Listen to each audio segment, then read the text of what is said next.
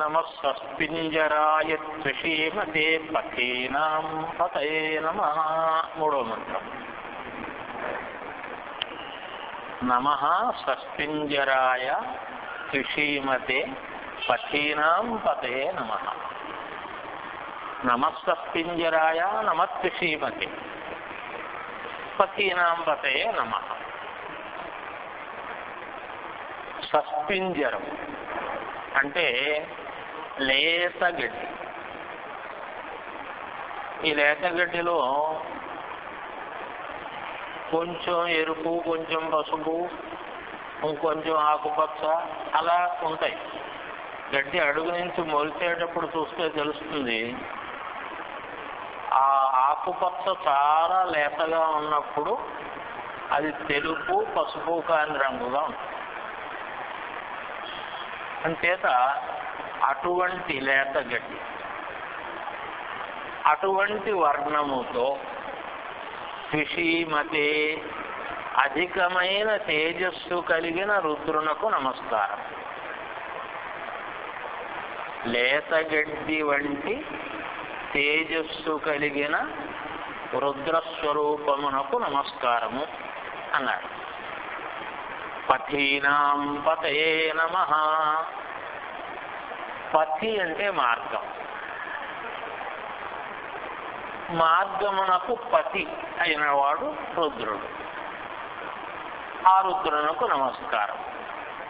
ఈ పతి అనే వ్యవస్థ దగ్గర శాస్త్రం చెప్పినటువంటి దక్షిణాయన ఉత్తరాయణ మార్గాలు, వాటికంటే వ్యతిరేక్తంగా ఉన్నటువంటి మార్గములు అంటే పునరావృత్తి కారణమైన దక్షిణాయన మార్గము, పునరావృత్తి రహితమైన ఉత్తరాయణ మార్గము. ఉత్తరాయణంలో మరణిస్తే మళ్ళీ జన్మ ఉండదు అనే మాట భగవద్గీతలో కూడా ఉంది. అయితే ఈ ఉత్తరాయణంలో పోయిన వాళ్ళందరికీ మళ్ళీ జన్మ లేదు అని మాత్రం దానికి అర్థం కాదు. దక్షిణాయనమును దక్షిణాయనముగా యోగ మార్గంగా ఉపాసించిన వాళ్లకు ఉత్తరాయణమునందు తత్ఫలము కనపడుతుంది. ఉపాసనా కాలమంతా దక్షిణాయనం. అది ఉత్తరాయణంలో ఉపాసన ఏమీ లేదు. కనుక గణపతి ఉపాసన దగ్గర నుంచి గణపతి, శక్తి, ఈశ్వరుడు, విష్ణువు, సూర్యుడు, ఇది పంచాయతన స్వరూపమైన ఉపాసన. కాలం పంచాయతనంగానే ఉంటుంది. అందుకని 6 నెలలు ఆ విధంగా ఏదో ఓ రోజు చేసి, గణపతి పూజ అంటే మనం సామాన్యంగా ఓ రోజు ఇంకా వైభవం అనుకుంటే 9 రోజులు చేస్తాం. కానీ అది కాదు. ఆ నెలంతా ఆ ఉపాసనలో ఉండవలసింది. అలాగే అమ్మవారి యొక్క ఉపాసన, ఆ నెలంతా అమ్మవారి యొక్క ఉపాసనా వ్యవస్థ. అలాగ శివం, అలాగ విష్ణువు, అలాగ సూర్యుడు. అది అంచేత ఏదో కాల వ్యవహారము కోసము, సంసార వ్యవస్థ కోసము ఆ సమయం నిర్దేశం అంతే. కానీ అది కాదు. ఆ మాసమంతా ఆ స్వరూపమే అధిష్ఠించి ఉంటుంది. కనుక అలాగా యోగమునందు, అంతే తప్ప సాంసారిక కర్మయందు అయితే కాదు. కర్మయందు ఉత్తమ లాభములు ఉంటాయి. యోగమునందు ఈ అనుష్ఠానం ఉంటే ఉత్తరాయణం రాగానే, ఉత్తరాయణం వచ్చిన తర్వాత కూడా ఇంకా విష్ణు ఉపాసన ఉంటుంది. ఆ తర్వాత సూర్యోపాసనకు వెడతాం.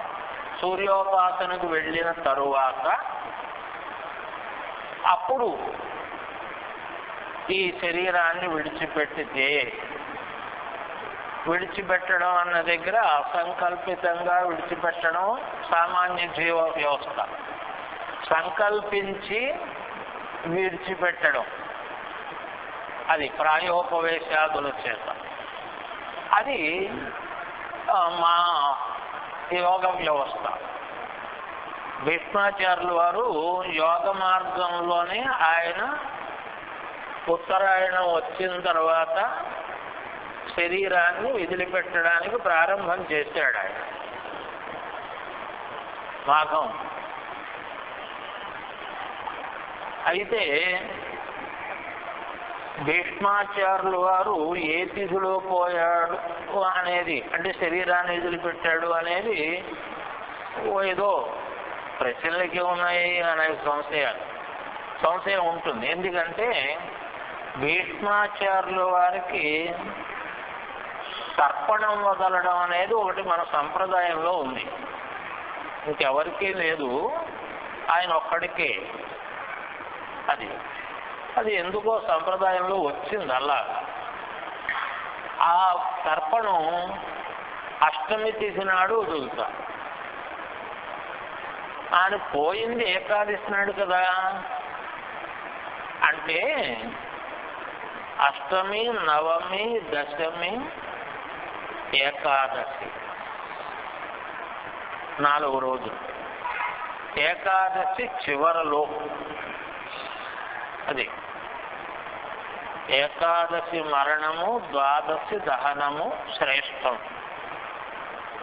అది అందుకని అష్టమి, నవమి, దశమి, ఏకాదశి 4 రోజులు. ఆయన 4 రోజుల పాటు శరీరాన్ని వదిలిపెట్టాడు. అష్టమి నుంచి ప్రారంభం చేశాడు ఏకాదశి కోసం. ఎలా వదిలిపెట్టాడు అంటే, ఈ జీవుడు శరీర సర్వవ్యాపి ముఖ్య ప్రాణ స్వరూపం అని చెప్పుకుంటూ వచ్చాం కదా, కాలి బొటన వేలి దగ్గర నుంచి ప్రాణములను అపహృతం చేయడం మొదలుపెట్టాడు.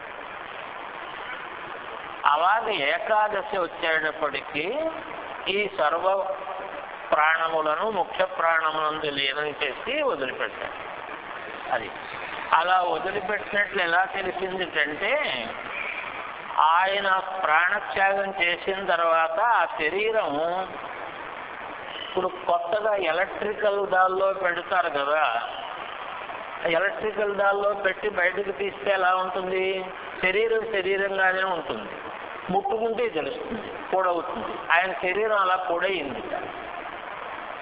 అంచేత ఆ యోగమునందు ఈ శల్యములన్నిటినీ కూడా దహనం చేసుకుంటూ అలాగ శరీరాన్ని వదిలిపెట్టాడు అన్నారు.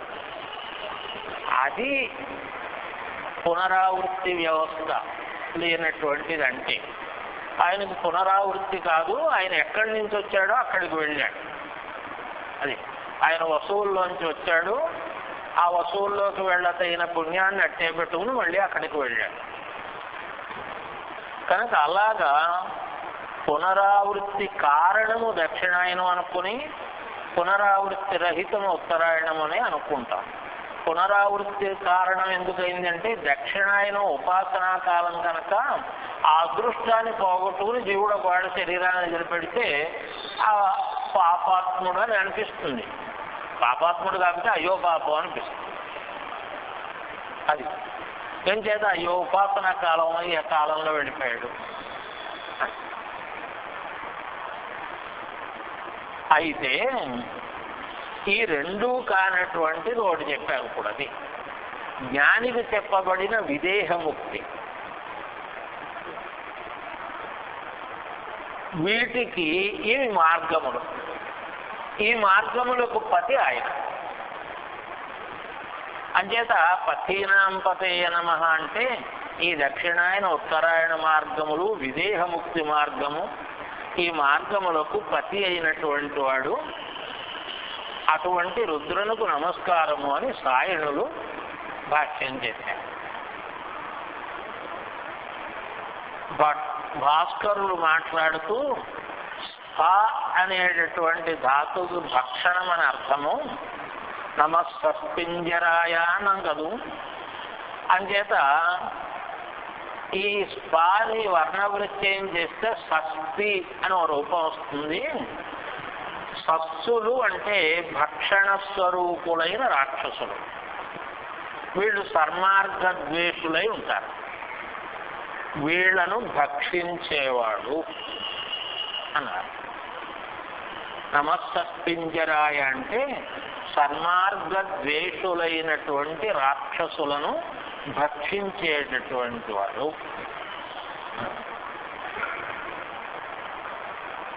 నమః త్రిషీమతే. త్రిషీమతి అంటే స్వయం ప్రకాశకుడు, ఆయన పరమాత్మ. సర్వప్రకాశమునకు కారణమైన వాడు, తన ప్రకాశకు ఏ కారణము లేనటువంటి వాడు. ఇది భాస్కర్లు మాట్లాడినటువంటి మాట. ఇక్కడ ఇంకొక విషయం ఉంది. నిన్నటి మంత్రంలో నమో హరికేశేభ్యః అని చెప్పారు. మహావృక్షాల పత్రాలు ఆ స్వరూపాలు. ఇప్పుడు మహావృక్షాల పత్రములు మాత్రమే కాదు, నమస్సస్పింజరాయ నేతగడ్డి కూడా ఆయనే. అది మహావృక్షాలే అని అనుకుంటావేమో, కాదు. నీకు తల వంచి చూస్తే కానీ కనబడినటువంటి లేతగడ్డి పరకలు కూడా తత్స్వరూపము. అది అంచేత అనవసరంగా తొక్కకు, అవసరమైతే తప్పదు. ఏం చేత ఆ చైతన్యం చూస్తే మనకు అర్థం అవుతుంది. ఇదంతా చైతన్య స్వరూపం మాటలు ఇవన్నీ. అవి ఆకుపచ్చగా ఉండి నిగనిగలాడిపోతుంటాయి. ఈ నిగనిగ వేరు, ఆకుపచ్చదనం వేరు. అందులోంచి ఆ నిగనిగ ఉంది, అది వేరు. ఆ రంగు వేరు. ఆ రంగులోంచి మనకు కాంతి కనపడుతూ ఉంటుంది. లాన్ను వేస్తూ ఉంటారు కదా, అదే లాన్ అనే మాటకే సస్పింజరం అని పేరు. అది అంచేత ఏ మాటకి సంస్కృతంలో మాట లేకపోవడం అనేది లేదు, తెలియకపోవడం ఉండొచ్చు.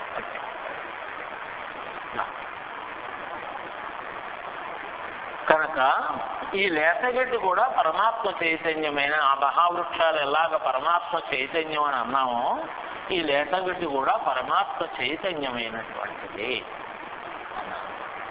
పశూనాం పతయే నమః. నిన్న అక్కడ సర్వజీవులకు పతి అంచేత పశుపతి అన్నాం. ఇప్పుడు ఏమంటున్నారు? పతీనాం పతయే నమః. పశువులకు మాత్రమే పతి కాదు, పశువులు సంచరించే మార్గము కూడా ఆయనే అన్నారు. అంచేత పశువులే కాదు, పశువులు తిరిగే రోడ్డు, ఆ రోడ్డు ఆయనే. అది రోడ్డు మీద నడిచే కష్ట సుఖాలు ఆయన చెప్పి పెట్టినవి మనకి. అందుకని పశుస్వరూపమునకు పతే, పశువులు సంచరించే పత్తికి పత్తి. అంచేత అక్కడ ఉండేటటువంటి మంత్ర వ్యవస్థలో అనుసంధానమైన విశేషాన్ని ఈ మంత్రంలో కలిసి మాట్లాడుతున్నారు. అంచేత ఇంతకు ముందు చెప్పినటువంటి మంత్రము ఉపాధిగతమైన భేదాన్ని చెప్పింది, ఇప్పుడు జీవగతమైన భేదాన్ని చెప్పింది.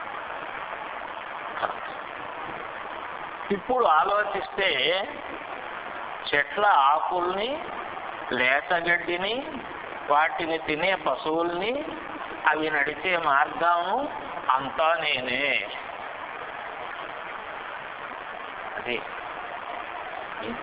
ఇంత విభూతి యోగం ఎక్కడా లేదు. అది మిగతావన్నీ ఇందులోంచి మాట్లాడినటువంటివి.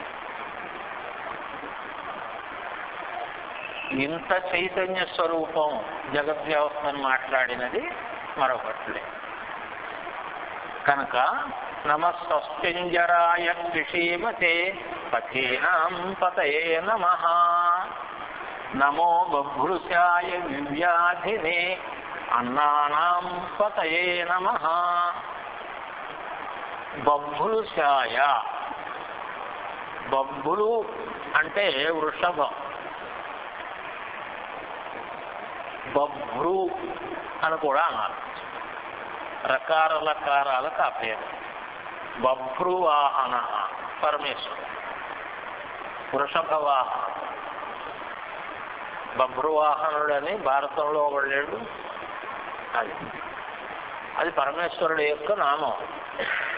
అంచేత బభ్రుశాయ వృషభమునందు శయనించేవాడు, కూర్చునేవాడు. శయనించడమే అనే మాటకు సుఖమును పొందేవాడు అని అర్థం.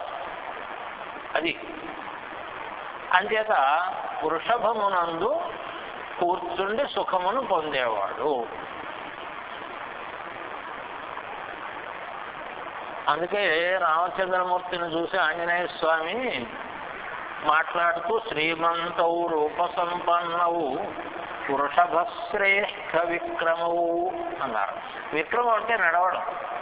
వృషభశ్రేష్ఠమునందు నడిచేవారిలా కనపడుతున్నారు మీరు. వృషభశ్రేష్ఠుడు నంది, అంచేత వృషభశ్రేష్టం మీద నడిచేవారిలా కనపడుతున్నారు అన్నాడు. అది దర్శనం. కనుక బభ్రుశాయ నమః, వివ్యాధినే నమః. వివ్యాధినః శత్రువులను విశేషంగా హింసించేవాడు. అటువంటి స్వరూపమునకు నమస్కారం. అన్నానాం పతయే నమః, అన్నములకు పతి అయినవాడు, అటువంటి స్వరూపమునకు నమస్కారం అన్నారు సాయం విద్యారాయణ. బభ్రుశాయ కపిలవర్ణం కలిసిన గోరోజనపు ఛాయ కలవాడు అన్నారు. అటువంటి గోవు కూడా అలాంటి పేరు. అటువంటి వర్ణము కలిగినటువంటి వాడు.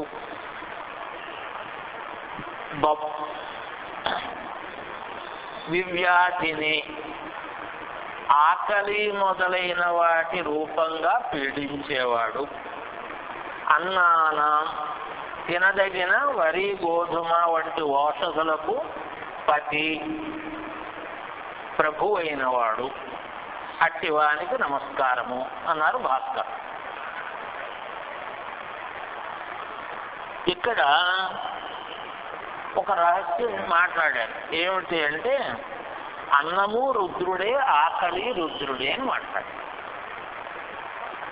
అది అన్నము రుద్రుడే, ఆకలి రుద్రుడే. రుద్రానుగ్రహము లేకపోతే అన్నం దొరకదు, రుద్రానుగ్రహం లేకపోతే ఆకలి వేయదు. ఆకలి వేయట్లేదని కూడా డాక్టర్ గారి దగ్గరికి వెళ్ళి ఎడుతున్నాం కదా. ఈ మధ్యన ఏమిటో ఆకలి ఉండట్లేదండి అంటే ఆయన ఆకలికి మందు ఇస్తాడు. ఆకలి లేకపోతే సుఖంగా ఉంది అని అనుకోవచ్చు కదా, అనుకోడు జీవుడు. మరి అది వెర్రి ఆకలి వేస్తోంది అనుకున్నప్పుడు డాక్టర్ గారి దగ్గరికి పెడతాడు. ఆకలి లేదు అనుకున్నప్పుడు డాక్టర్ గారి దగ్గరికి పెడతాడు. అందుకని ఈ రెండు విధాలుగా ఆయన ఇష్టానిష్టములను బట్టి సుఖపెట్టడం దుఃఖపెట్టడం చేస్తాడు. అందుకని ఈ రెండు ఆయనే అంటారు. అలాగే ఈ సృష్టి సర్వము భోజ్యము. అది ఈ సృష్టిలో తినబడేది తప్ప తినేది అంటూ ఏదీ లేదు. అలాంటి ఒక భ్రాంతి మాత్రం ఉంది, మిథ్యాభావం ఉంది. నేను తింటున్నాను, ఇది తినబడుతోంది అని ఒక భావం ఒకటి ఉంది అంతే. కానీ నిజానికి తినేవాడు లేడయ్యా, అంతా తినబడేదే మరి నేను రోజు భోజనం చేస్తున్నాను కదా, దానివల్ల నాకు శక్తి కలుగుతోంది కదా అంటే నిజమే. ఈ భోజనం నువ్వు ఎవరి కోసం చేస్తున్నావు? నువ్వు ఎవరి కోసం తింటున్నావు అంటే నిన్ను తినేవి కొన్ని ఉన్నాయి, వాటి కోసం తింటున్నావు. నెత్తి మీద ఉన్న పేల దగ్గర నుంచి పేగుల్లో ఉన్న పురుగుల వరకు అవన్నీ మన్ని తినే సుఖపడుతున్నాయి అంతే కదా. మరి తల్లో పేలు ఉన్నాయి, ఎంతైనా వదలటం లేదు. వాటిని మనం వాటి భాష మనకు వచ్చి వాటిని కనుక మనం కుశల ప్రశ్నలు చేసి ఎలా ఉన్నారు ఏమిటంటే సుఖంగా ఉన్నాం అంట. ఎంతకాలం ఉన్నాడు? బో చాలా కాలం మట్టి ఇక్కడ ఉన్నాం అన్నా. ఇల్లు ఇదే, మరి భోజనం ఇక్కడే జరుగుతుంది. రెండూను, ఇల్లు అదే, భోజనం అదే. అంచేత అలాగే లోపల ఉండే పేగుల్లో ఉండేటటువంటి క్రిములు అవి అంటే మనం తినే అవి బతుకుతున్నాయి లోపల వాటి వ్యవస్థ. అలాగే బల్లి ఒక పురుగుని తిని బతుకుతాం, బల్లిని తిని పాము బతుకుతాం, పాము తిని ఇంకోటి బతుకుతాం. ఈ సృష్టిలో ఏదైనా సరే తినబడుతోంది అంటే తినటం లేదు, తినేవాడు లేడు, ఉన్నాడు అనుకోవడం మిథ్య. మరి ఎలాగయ్యా అంటే ఇదంతా భోజ్యమే. మరి భోక్త ఎవరు? పరమేశ్వరుడు, ఆయన ఒక్కడే భోక్త. అందుకని అన్నానాం పతి అంతే. ఈ అన్నం అంటే మనమే, అన్నం అంటే పశువులు, అన్నం అంటే జీవులు, అన్నం అంటే ఉపాధులు. అంచేది అన్నానాం పతి ఆయనే అన్నారు. శ్రీమద్భాగవతంలో అమ్మా తమ్ముడు మట్టి తింటున్నాడు అని చెప్పాడు వెళ్ళి బలరాముడు అబద్ధం ఆడని యశోద యొక్క నమ్మకం. అంచేత ఆవిడొచ్చి మట్టి తినవలసిన అవసరం నీకే వచ్చింది, కొంపలో తిండి లేదా ఏమిటి అని చెప్పి పాపం ఆవిడ కేకలేసింది. వేస్తే అమ్మ నేనేం మట్టి తినలేదే అన్నాడు. అది తినకూడదు అన్నయ్య చెప్పాడు అంతే. అన్నయ్య కాదు ఎవరు చెప్పినా అమ్మ సర్వే మిథ్యాభిశంసిన, అందరూ అయిన దానిని కాని దాన్ని అయినది అనుకునేవాళ్లే తప్ప అయినదేమిటో తెలిసిన వాళ్ళు కాదు. పైకి అబద్ధాలు ఆడేవాళ్ళు అని అనుకున్నాను. సర్వే మిథ్యాభిశంసిన. ఏం చేత అంటే అన్నయ్య ఇవాళ ఏదో నేను మట్టి తినడం చూసి మట్టి తిన్నానని నీతో చెప్పుంటాడు. ఈ దిక్కుమాల మట్టి ముద్దల్ని నేను ఎప్పుడో తింటూనే ఉన్నాను. ఎన్ని అన్నయ్య ఏం చెప్పాడు నీకు? అక్కడికి మట్టి తీసి నోట్లో వేస్తున్నానని చెప్పాడా? వాడికి తెలియక అలా చెప్పాడు. ఇంత మట్టి కాదు నేను తిన్నవి, పెద్ద పెద్ద గోళాలు మట్టిని తిన్నాను, కావస్తే చూడు అని ఎంత మట్టి ఉందో లోపల చూపెట్టాడు. చూపెడుతూ నేనేదో మట్టి తిన్నానని నువ్వేదో మిగతా మంచివి తింటున్నానని అనుకుంటున్నావేమో, నువ్వు కూడా మట్టి ముద్దవే, నిన్ను కూడా తినేసాను నేను అని ఆవిడ్ని కూడా చూపెట్టాడు అందులో. అంచేత నిన్ను కూడా తిన్నాను నేను, వాళ్ళు అన్నటువంటిది కాదు, ఇంత పెసరు మట్టి తిన్నవాడిని కాదు నేను, ఎప్పటి నుంచో తింటున్నాను. ఇదేం నాకు కొత్త విషయం కాదు కనుక అన్నమును చూడలేదు. ఏం చేత అంటే అన్నం కూడా జడమే. అందుకని ఏమనుకుంటావు, అన్నం చూడలేదు, ఇది చిత్రంగా నువ్వు మాట్లాడేవో కొన్ని మట్టి ముద్దలు నీ దగ్గరకు వచ్చి నేను మట్టి తిన్నానని చెబుతున్నాయి అన్నారు. నువ్వు మట్టి ముద్దవే. కొన్ని మట్టి ముద్దలు ఇంకో మట్టి ముద్ద దగ్గరికి వచ్చి వాడేవాడో మళ్ళీ తినేస్తున్నాడు అని చెప్పారన్నమాట నీకు. అది రహస్యం అన్నాడు. అంచేత అందుకని నోరు చూపెట్టు. అందుకని మరి వాసన చూపెట్టు. వాసనకి తన్మాత్రలు అన్నీ ఉన్నాయి ఇందులో. తన్మాత్ర లక్షణం అంతా లోపలే ఉంది కదా. వాసనకేమి నువ్వు చూడు అని చూపెట్టాడు. వాసన ఉంది. పృథివీ గంధవతి పృథివీ కదా అని చెప్పి మట్టి కదా తిన్నాను అనుకున్నాం, మట్టి వాసనే వేసుకున్నాం. చూపెట్టాడు. నువ్వు మట్టి తిన్నావు. ఈ చూపెట్టి లోపల గోడ చూపెట్టావిడి మోర్చ వచ్చింది.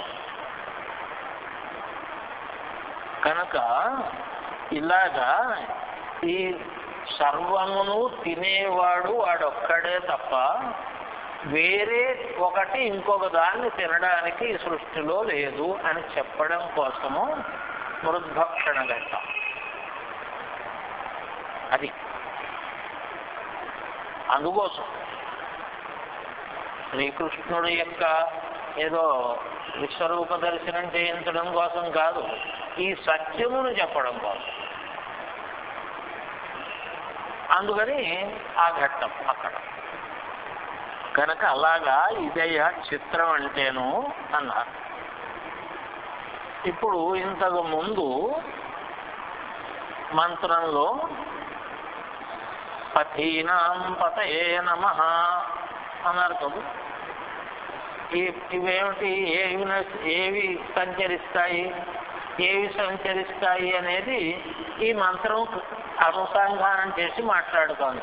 బొబ్బులు, ఎద్దులు ఇష్టం అది.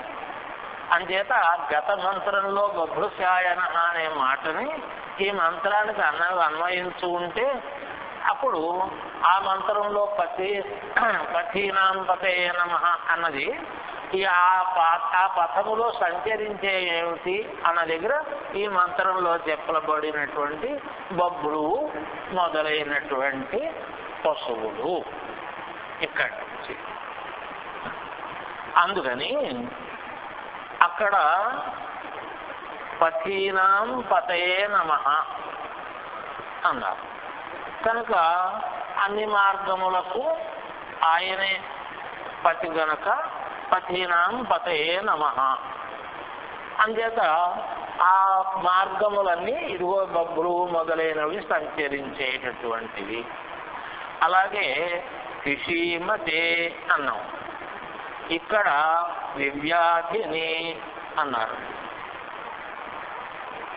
అక్కడ స్వయం ప్రకాశకత్వం కలిగి ఇక్కడ శత్రువుని విశేషంగా హింసించేటటువంటి వాడు. ఈ శత్రుత్వాలు ఏమిటి? ఆకలి మొదలైనటువంటి వాటిని హింసించేవాడు, వాటి చేత హింసించేవాడు. అది రెండు. వాటిని హింసించి రక్షించేవాడు, ఇది సత్పురుష వ్యవస్థలో. వాటితోటి హింసించేవాడు, అది అసన్మార్గ వ్యవస్థ.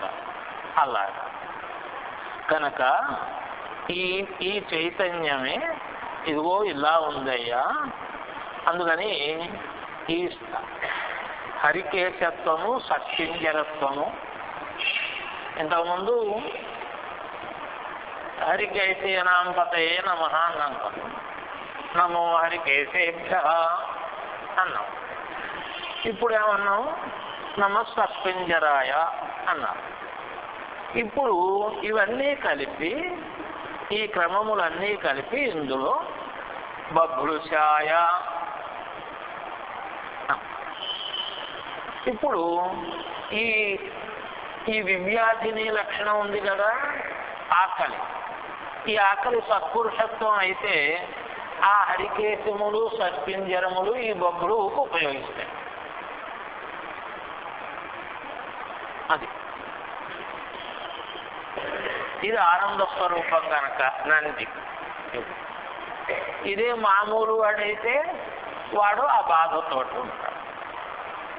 అంచేత మంత్రం ఆ మంత్రం ఈ మంత్రంలో లయిస్తూ ఉంటుంది. నమో వభృశాయ వివ్యాధినే అన్నానాం పతయే నమః. నమో హరికేశాయోపవీతినే పుష్టానాం పతయే నమః. నమో హరికేశాయ నమో ఉపవీతినే పుష్టానాం పతయే నమః. హరికేశాయ నమః, నల్లని వెంట్రుకలు గలవాడు. అది నమో హరికేశేభ్య అన్న దగ్గర అక్కడ ఏం చెప్పాం, వృక్షాల గురించి మాట్లాడు, పచ్చని వెంట్రుకలు కలవు. కానీ ఇక్కడ పరమాత్మ గురించి మాట్లాడుతున్నప్పుడు హరి శబ్దము కృష్ణ శబ్దానికి వాచ్యం గనక నల్లని వెంట్రుకలు కలవాడు. ఉపవీతినే, మంగళార్థము ఉపవీతము కలవాడు. అది శోభస్కరముగా ఉండడం కోసము ఉపవీతము కలిగినటువంటి వాడు. ఇది సర్వమంగళములకు కారణమైనటువంటి హేతు అయినటువంటి. పుష్టానాం పతయే నమః, పరిపూర్ణమైన గుణాలు కలిగిన పురుషులకు పతి అయినవాడు, పూర్ణ గుణములు కలిగిన వాళ్ళకి పతి అయినటువంటి. అంతవరకు విద్యారణ్యులు మాట్లాడారు. హరికేశాయ అంటే నిత్య యౌవనము కలవాడు. అది హరికేశములు ఎప్పుడుంటాయి? ఇప్పుడు ఈ వ్యవస్థ కాదు మనం మాట్లాడుకోవాలి. అసలు వెంట్రుకలు ఎప్పుడు తెల్లబడతాయి? ఆ యవ్వనం పోతూ ఉంటాయి. ఇప్పుడు 30 ఏళ్లకే 25 ఏళ్లకే వెంట్రుకలు తెల్లబడుతున్నాయి అంటే నిజానికి యవ్వనం జారుతోందని అర్థం దానికి. కానీ నాకు 25 ఏళ్ళు అంటే నీ 25 ఏళ్ళు నువ్వు కాలం లెక్కలో వేసుకుంటున్నావు తప్ప నీ ఉపాధి లెక్కలో ఎక్కడ కనపడట్లేదు. కాళిదాసు దశరథ మహారాజు గారికి ముసలితనం వస్తోంది అని చెప్పబోతున్నాడు. అదే ఆయన ఉద్దేశం. ఆ ముసలితనం ఆయన దగ్గరికి రావడానికి కొంచెం భయపడి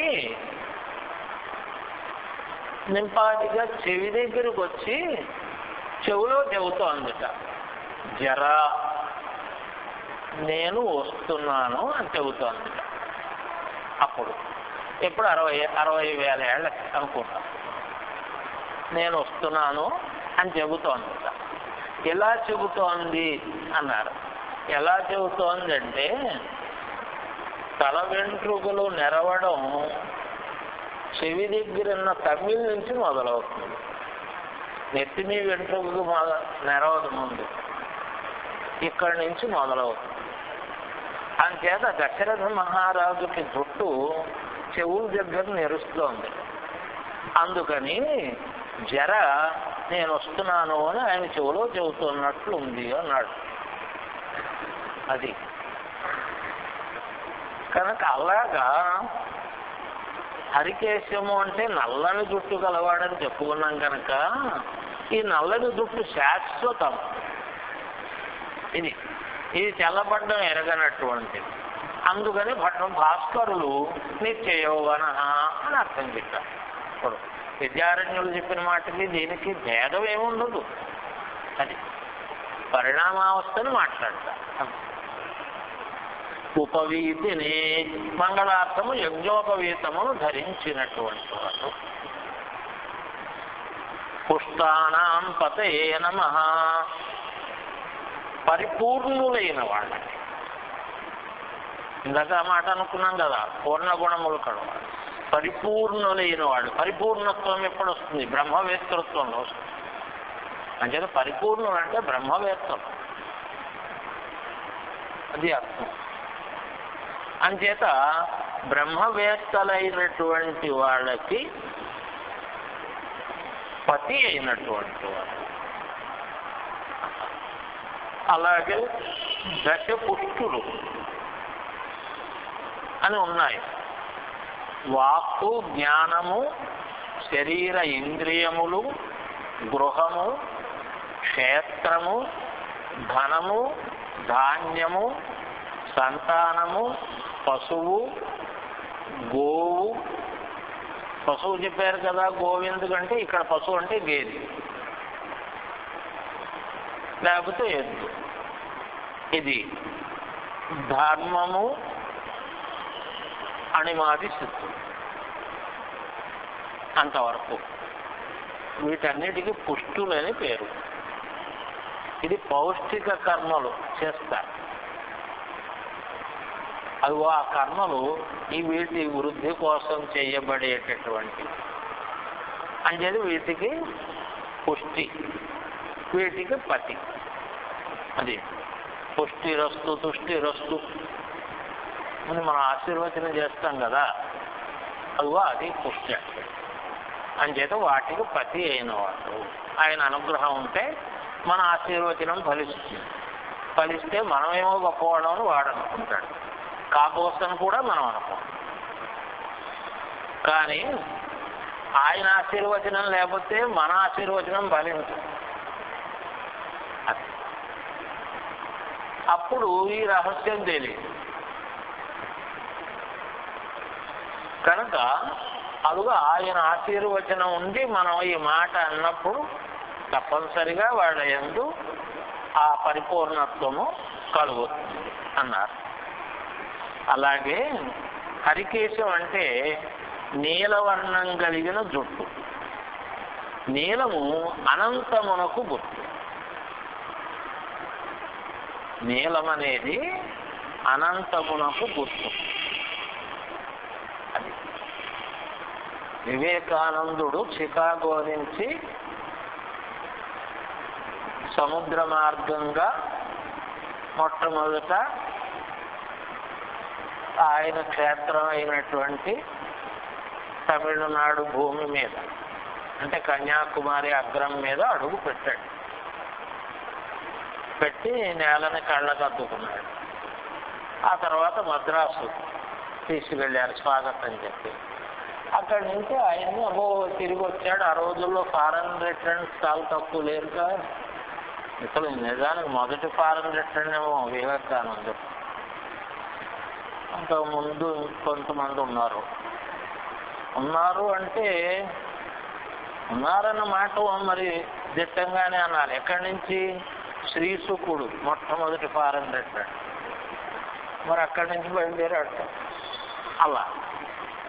అందుకని ఆయన్ని విశ్వవిద్యాలయాలు ఇంకా ఇతర పెద్ద పెద్ద సంస్థలు ఇవన్నీ ఇంటర్వ్యూలు చేశారు. అందులో వాళ్ళు అడగడం, ఏం చెప్పడం, ఈయన అడగడం, వాళ్ళు చెప్పడం, ఇలాంటి పరిస్థితుల్లో ఆయన ఒక ప్రశ్న వేసేట. భగవంతుడు నీలంగా ఉన్నాడని చెబుతారు, సముద్రం కూడా నీలంగా కనపడుతుంది, ఆకాశం నీలంగా కనపడుతుంది, కారణం ఏమిటో చెప్పగలరా అని అడిగాడు. చాలా మంది ఆలోచించారు. అందులో ఒక ఆయన టక్కలు లేచి నుంచుని చెప్పేశాడు, భగవంతుడు అనంతుడు కనుక నీలంగా ఉంటాడు, సముద్రము అనంతం కనుక నీలంగా ఉంటుంది, ఆకాశము అనంతం కనుక నీలంగా ఉంటుంది, నీలం అనంతానికి గుర్తు అని చెప్పాడు. చెప్పినవాడు రాజాజీ, అది అడిగినవాడు వివేకానంద. అంచేత నీలము అనే మాట అనంతమునకు గుర్తు.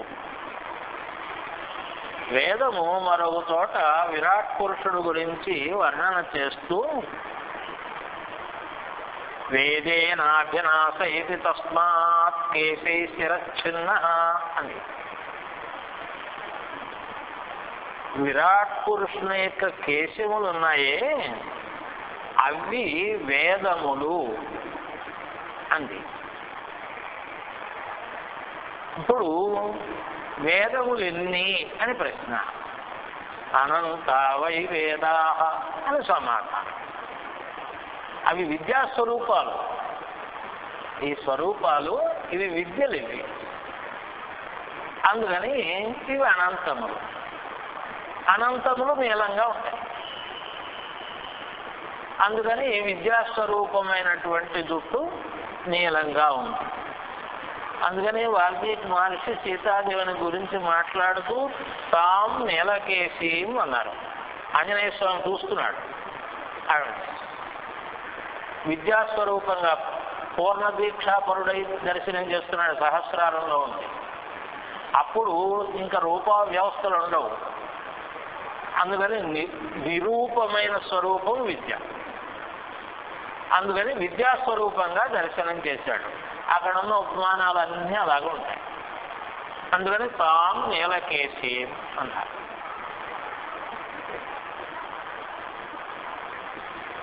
అందుకని ఈ హరికేశం అనేది అనంతానికి గుర్తయ్యా అటువంటి వర్ణము అన్నారు. ఇంతకు ముందు నమో బభ్రుశాయ అన్న మాట ఉంది కదా, ఇప్పుడు హరికేశాయ అని ఉంది. ఉంటే ఆ వర్ణము ఈ వర్ణము అని అర్థం అన్నారు. అక్కడ బొబ్బులు అనే మాట దగ్గర గోరోచనపు వర్ణం అని అర్థం చెప్పాం కదూ. అది ఆ వర్ణం ఏదైతే ఉందో అది ఇక్కడ పరిణామం చెందితే ఈ వర్ణం అవుతుంది. ఇది అనంతత్వానికి వస్తుంది. అనంతత్వమునందు కూడా దర్శనం మిథ్యాలక్షణంగా ఉంటుంది. నిజానికి అనంతము నీలంగా ఉంటుంది. అనంతమునకు వర్ణం లేదు. రంగు లేని దాన్ని మనం తెలుపని భ్రాంతి పడతాం. తెలుపు రంగు కాదు. అయితే అంతకు మించి చెప్పడానికి లేదు. ఆకాశం నీలంగా ఎందుకు ఉంటుంది అంటే మన దృష్టి ఆగిపోయింది కనుక. నీలంగా కనపడుతోంది వస్తువు అంటే ఇంకా దృష్టి అంత దాటి వెళ్ళటం లేదని అర్థం. దాన్ని ఎక్కడి వరకునైనా సరే కనుక అక్కడ వరకు మన దృష్టి ఎక్కడ వరకు వెళ్ళగలిగిందో అక్కడి నుంచి అంతా నీలంగానే ఉంటుంది. నీలం అంటే ఎక్కడో పైన ఉందని అనుకుంటాం. ఎందుకు అనుకుంటామంటే మిథ్యాలక్షణం చేత సూర్యాదులు మనకి ఇబ్బంది కలిగిస్తారు. సూర్యుడిని చూస్తున్నాం కదా అంటే సూర్యుడి పైన ఆకాశం ఉందని మన నమ్మకం. మనం చూసే ఆకాశం చాలా ముందుదే. మరి సూర్యుడు ఎందుకు కనపడుస్తున్నాడు? సూర్యుడు నీకు నువ్వు చూడలేదు, సూర్యుడే నీకు కనపడుతున్నాడు. అది సూర్యుడు, చంద్రుడు, నక్షత్రాదులు ఇవన్నీ నువ్వు చూడటం లేదు, అవి నీకు కనపడుతున్నాయి. అంటే వాటి పరిమాణము అలాంటిది. అందుకని నువ్వు చూడక. కుర్చీ కనపడుతుంది, అక్కడ గుండుసూది పడిపోయింది కనపడుతుంది. గుండుసూదిని చూడలేకపోవడంలో లోపము, కుర్చీని చూడకపోవడంలో ఘనత మందేగా. అంచేత అలాగా ఈ వీటిని చూసి వీటి పైన ఎక్కడో ఆకాశం ఉందని మనం అనుకుంటాం, భ్రాంతి పడుతూ. అందుకని ఈ మంత్రం ఆ మాట మాట్లాడిందయా.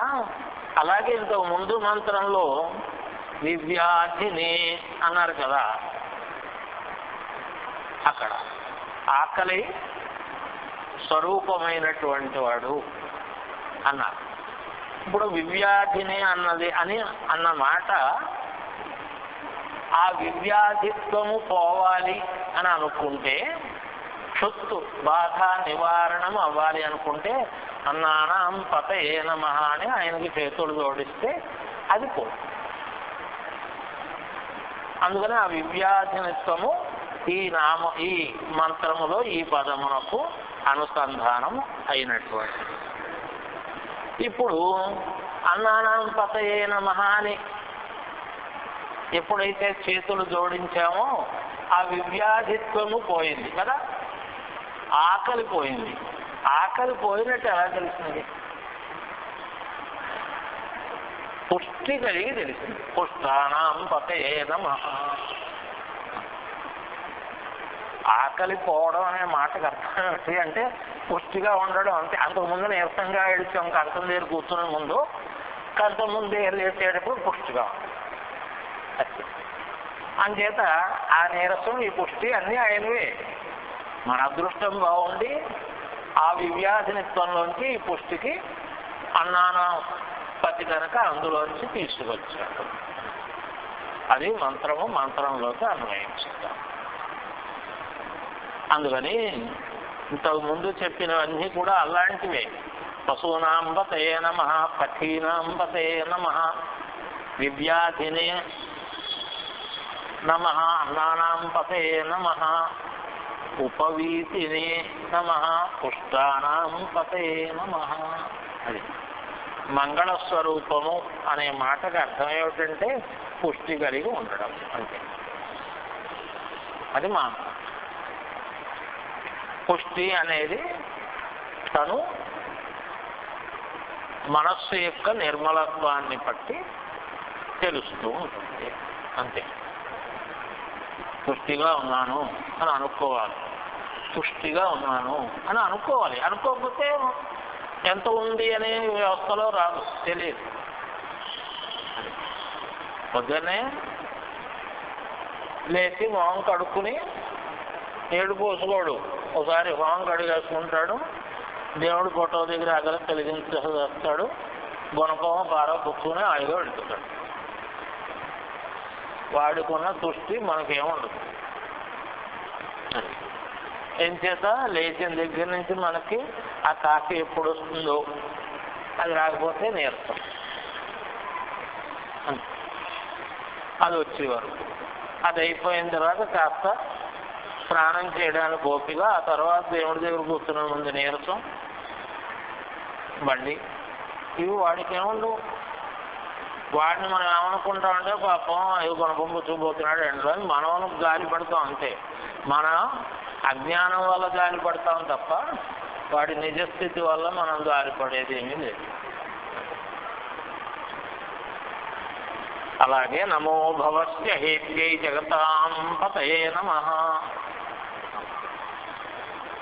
భవస్య హేత్యై నమః, జగతాం పతయే నమః.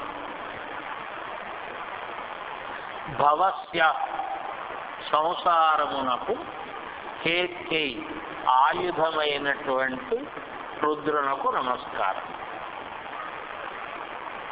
జగతాం భూమి మొదలైన లోకములకు, పతయే పతి అయినటువంటి వాని కొరకు నమస్కారం.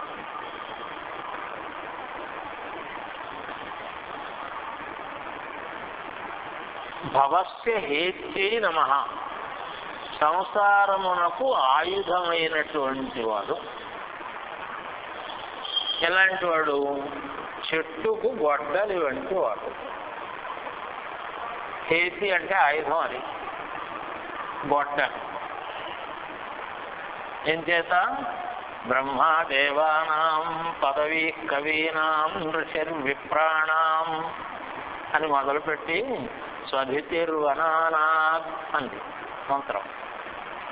అది కూడా విభూతిని చెప్పిన మంత్రమే, చిన్న మంత్రం.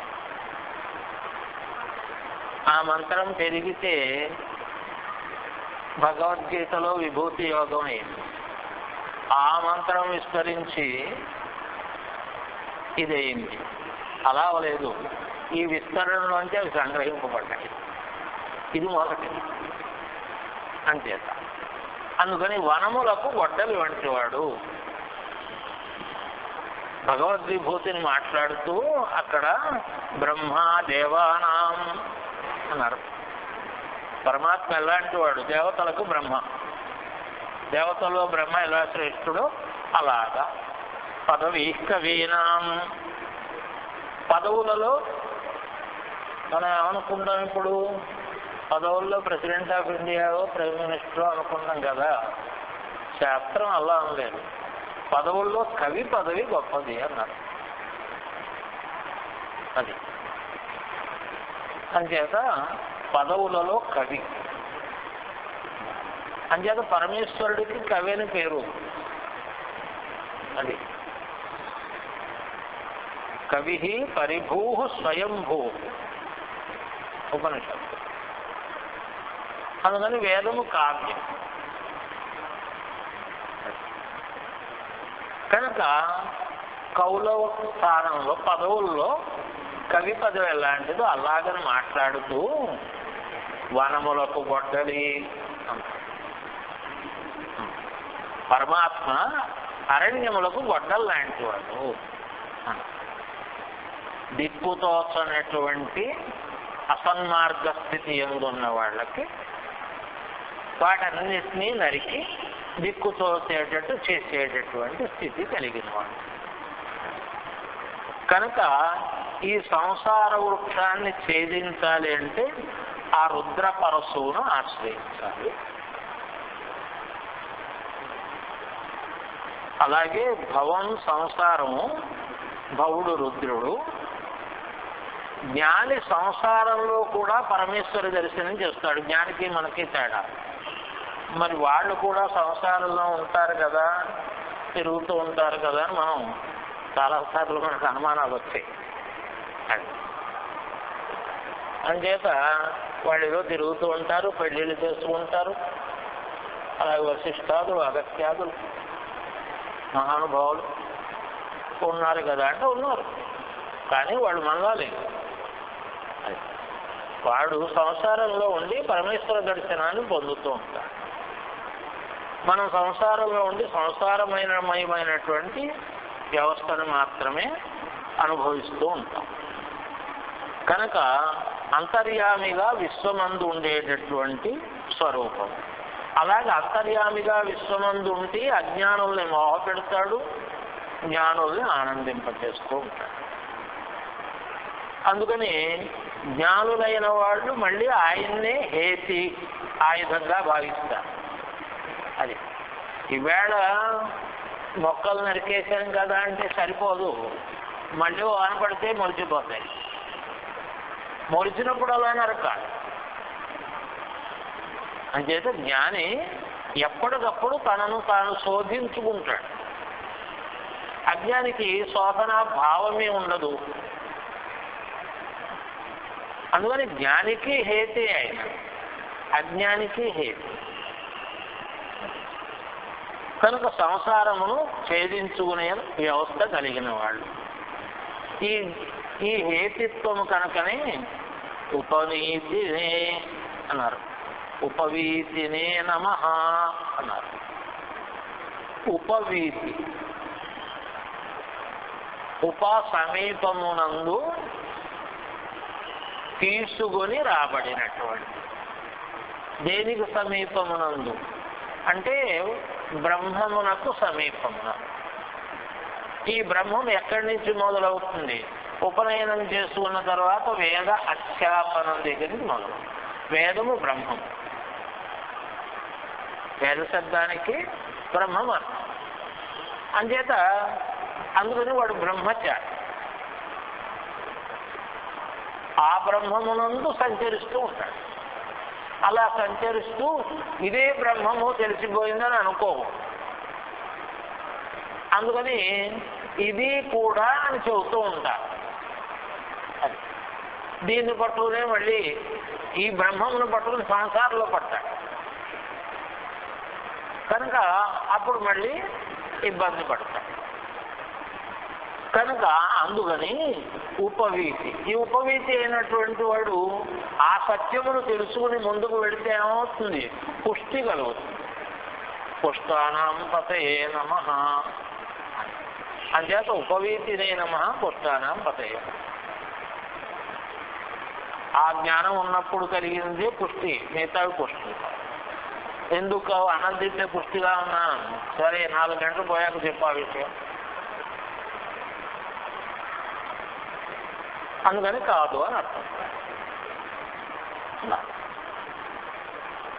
అలాగే జగతాం పతయే నమః. జగత్తులంటే భూ భువ సువర్లోక.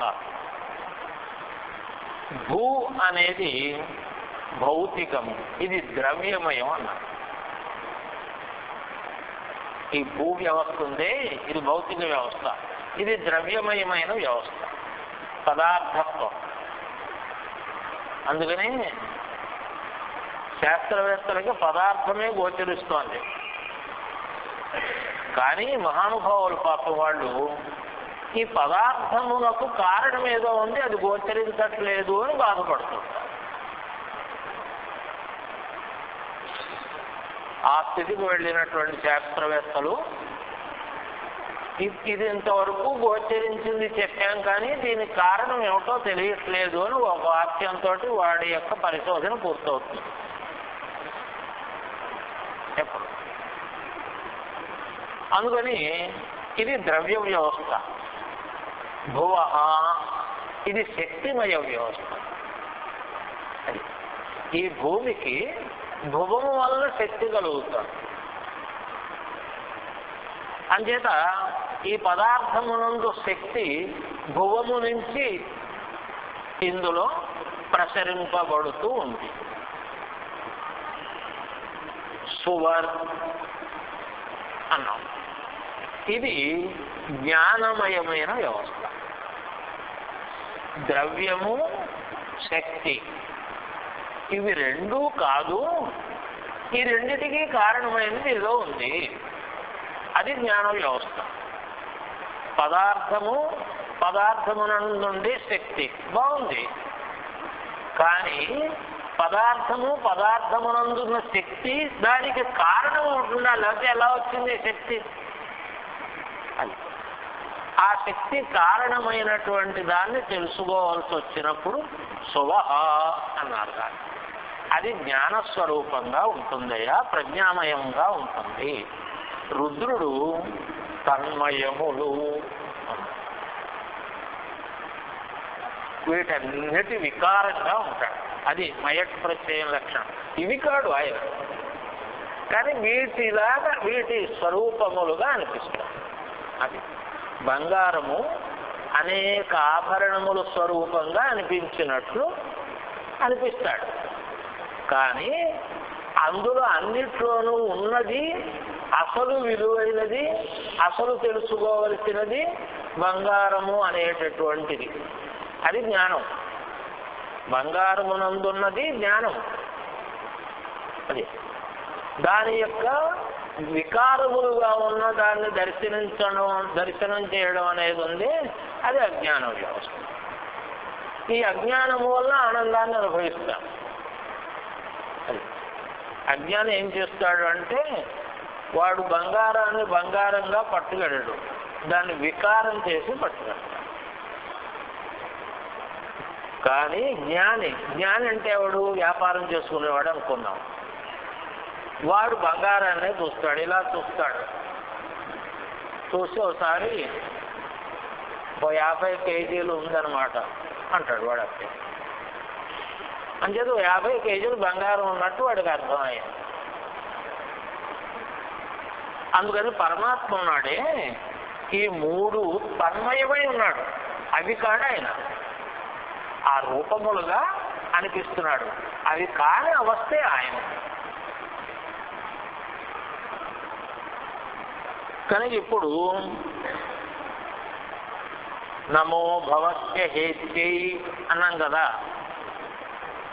నమో భవస్య హేత్యై అనే మంత్రంలోకి వెనకాల నుంచి నమో వృక్షేభ్యో హరికేశేభ్య అని అన్వయం రావాలి. ఈ వృక్షాలను చూసి సంతోషించావు ఇంతకుముందు, కానీ ఇవి పెరగకూడదయ్యా. అది ఆయనే అయితే, కానీ ఇది ఆయనే. అది అందుకని అది నీకు అడ్డం కలిగిస్తుంది. ఎందుకు అడ్డం కలిగిస్తుంది అంటే నువ్వు ఎప్పుడూ తల పైకెత్తి ఆ వెంట్రుకలనే చూస్తూ ఉంటావు కనుక. తల దిప్పి మూలమును చూడవు. అది చెట్టు దగ్గరికి వెళ్ళి పైకెత్తి కాయలు ఎన్ని ఉన్నాయి, ఆకులు ఎలా ఉన్నాయి అని చూస్తావు తప్ప తలదించి ఈ నిలబడ్డానికి కారణమైనటువంటి మూల వ్యవస్థ అది ఎలా ఉంది అని అసలు మనం చూడం. ఈ చూడనప్పుడు చెట్టు నరికి చూపెడతాడు. లేకపోతే కుదరదు. లలిత స్కంధము కృష్ణమూలము అన్నారు కదా భాగవతం గురించి. మనం ఎక్కడి నుంచి చూడడం మొదలు పెడతాం? స్కంధము. చెట్టు దగ్గరికి ఇలా చూసాం, చెట్టును చూడగానే ముందు ఏం కనపడింది? స్కంధం కనపడింది. స్కంధం నుంచి మన దృష్టి ఎక్కడికి పోయింది? పైకి పోయింది. ఈ స్కంధానికి మూలం ఏమిటి అని కిందకి దిగదు ఈ దృష్టి. అందుకని అధము అదేమిటి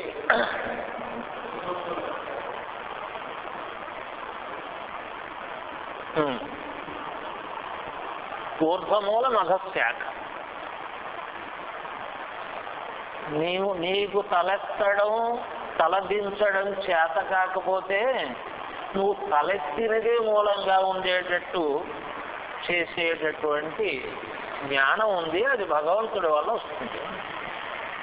అందుకని నువ్వు తలెత్తే చూడాలి అని అనుకుంటే అది భగవద్వ్యవస్థ నీ యందు ఉండి పుష్టిగా ఉన్నప్పుడు నువ్వు తలెత్తి చూస్తే పోనీ అక్కడే మూలం కనపడుతుంది.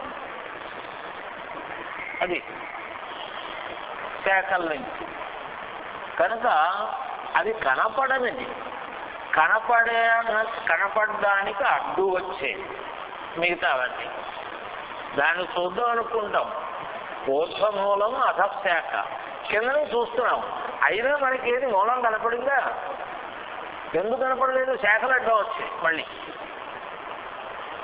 ఇక్కడ నేల మీద ఉన్నాం, ఉండి ముందు ఎదురుకుండా ఉన్న కాండాన్ని చూసాం. మనం మూలాన్ని చూడొచ్చు, కానీ మన అజ్ఞానం మూలాన్ని చూడనివ్వలేదు, పైకి పంపించి. అందుకని ఎప్పుడూ ఈ విశ్వ వ్యవస్థలో బ్రహ్మ దర్శనము జరగనివ్వడు, మహత్తునే చూపెడుతూ ఉంటాం. అందుకని ఇక్కడ ఈ నమో వృక్షేభ్యో హరికేశేభ్య నమో భవస్య హేత్యై,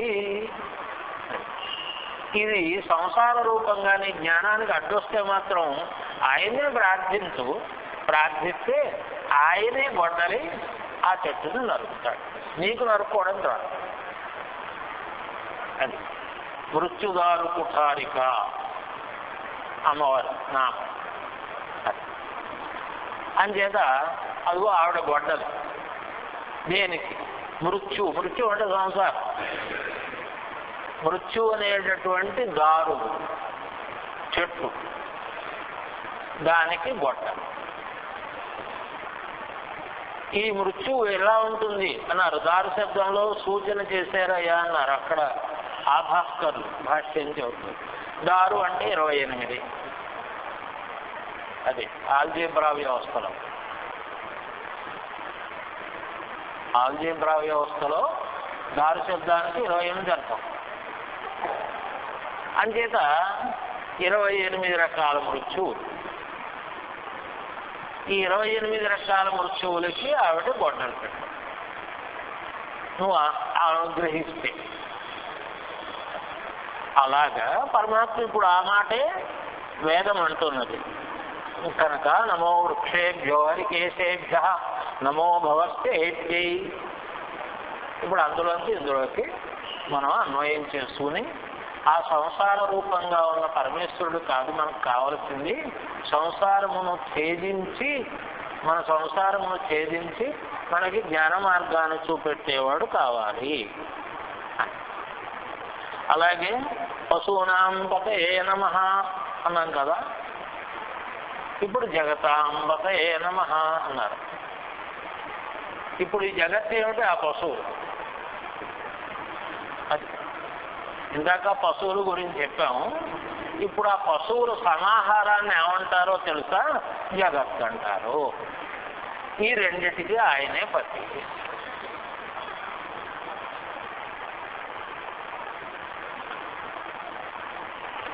నమో రుద్రాయ ఆపతావినే క్షేత్రాణాం పతయే నమః. నమో రుద్రాయ ఆపతావినే రుద్రాయ నమః క్షేత్రాణాం పతయే నమః. ఆతత అంటే మోపెట్టబడిన ధనుస్సు. ధనుసు మోపెట్టాడు అంటే మళ్ళీ శత్రు సంహారం కోసం అని కదా, అలాగే వేట కోసం. దాని ఆవిని దీన్ని మోపెట్టి శత్రు సంహారం చేసి భక్తుల్ని రక్షించేవాడు. అటువంటి రుద్రస్వరూపమునకు నమస్కారము.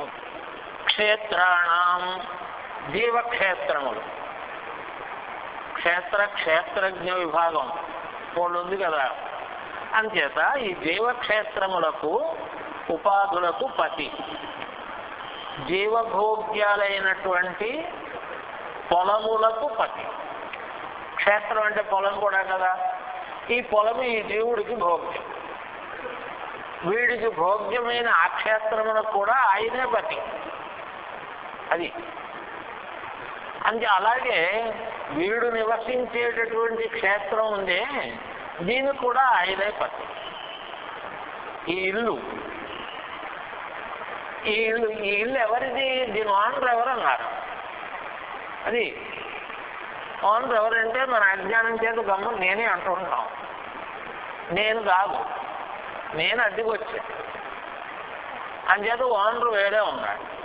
వాడు ఖాళీ చేయమన్నప్పుడు ఖాళీ చేసి వెళ్ళిపోతాడు.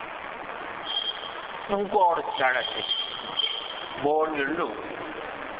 జ్ఞానికి ఇల్లు దొరకదు తప్ప అజ్ఞానికి బోల్డ్ ఇల్లు.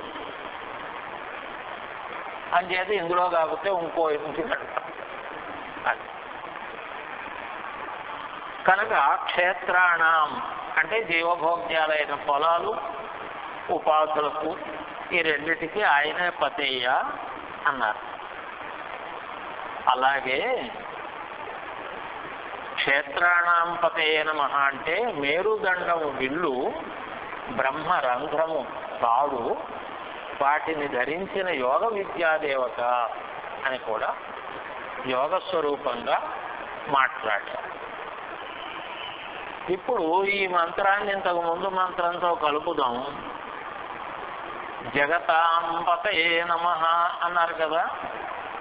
ఈ జగత్తులంటే ఏమిటండి అన్నారు. జగత్తులంటే ఏమిటో ఎవరైనా చెప్పగలరా? అసలు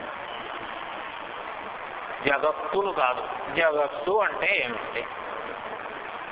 ఏమిటి అంటే ఇక్కడ కూర్చున్న తర్వాత ఈ 4 గోళ్ల మధ్య చోటు తప్ప ఇంకా చూసే యోగ్యత మనకేం లేదు. చీకటి ఇంక మనం ఏం చూడగలం కనుక, మనకేం తెలుస్తుంది కనుక, అందుకని జగతాం పతయే నమః అంటే క్షేత్రాణం పతయే నమః అన్నారు. మన బతుక్కి మన క్షేత్రమే మన జగత్తు, అంతే. ఈ ఉపాధి ఇదే మన జగత్తు. ఇది పోయిన తర్వాత మిగతా దాంతో మనకేడు సంబంధం? తన మరణము తన ప్రళయము అన్నాడు సుమతి శతకర్త.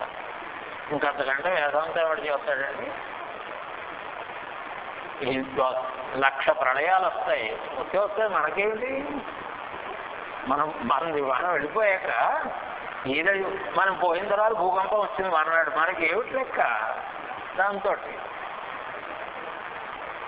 అందుకని తన మరణం తన ప్రళయం అంటే ఎలా ఉంటుందంటే, ప్రళయం అంటే అబ్బో అని చెబితే అబద్ధం ఎవరికైనా. ఎందుచేత నీ మరణం ఒక్కటే నీకు ప్రళయం అంటే, ఇంక చెప్పడానికి ఏం లేదు.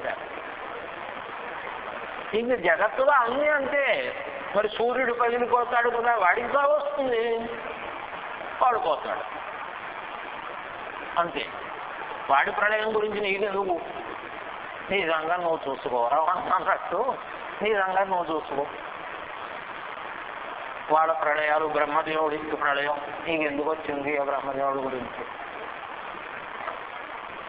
కనుక జగతాం పతయే నమః అంటే క్షేత్రాణం పతయే నమః అని అర్థమయ్యా. ఆ మాట ఇక్కడికి అన్వయించి ఇప్పుడు జగత్ అంటే ఏమిటో అర్థం. అది అంచేత నమో రుద్రాయ ఆతసా వినే క్షేత్రాణం పతయే నమః 7వ మంత్రం. రేపు మిగతా. స్వస్తి.